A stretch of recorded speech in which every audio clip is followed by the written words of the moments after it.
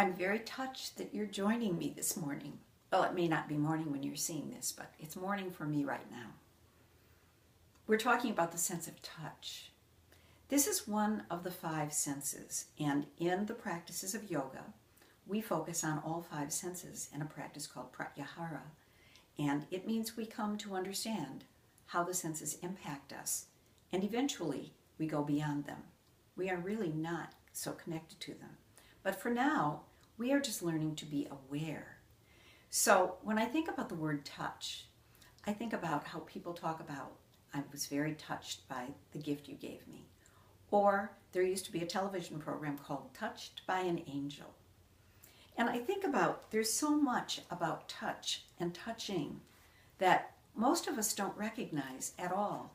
Some of us go to a place and have healing touch or massage so that we feel that we are touched in a very real way, in a healing way.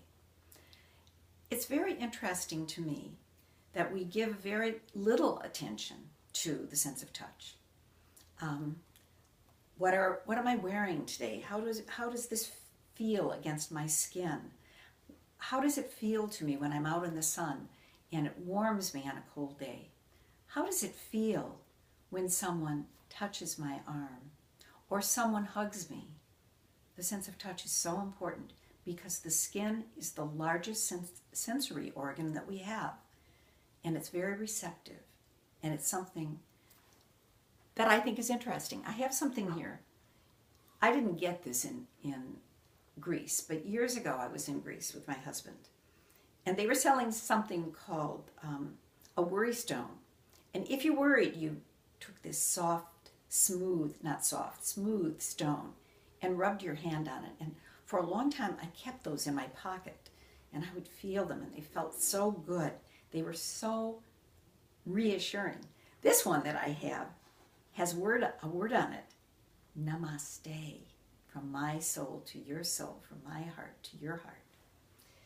So I would recommend that you become aware of how it feels when you are touched. Not just physically. Go out and hug someone. Go and stroke your dog and pet your dog and see how good that feels. That's really something interesting.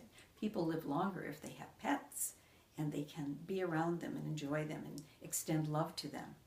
But there are other ways. Sometimes we might think about people who really are not very often touched by anyone. I remember when at times my mother was living in places where there were a lot of elderly people, and they seemed so touch deprived. I remember looking at them and thinking, did anybody touch them today?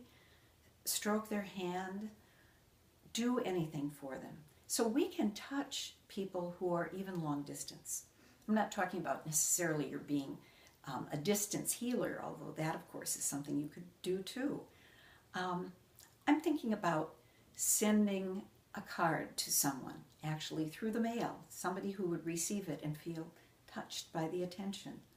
I'm thinking about giving attention, a card to, or a call to someone, just showing that you care. So this is a part of kindness, touching other people, touching in with other people. I hope you will think about this in ways that are helpful to you. I used to teach a facial massage in my yoga classes, and it was self-touch, and it was a little massage. It felt so good. So think about ways that you can experience the sense of touch, both for yourself and extending it outward.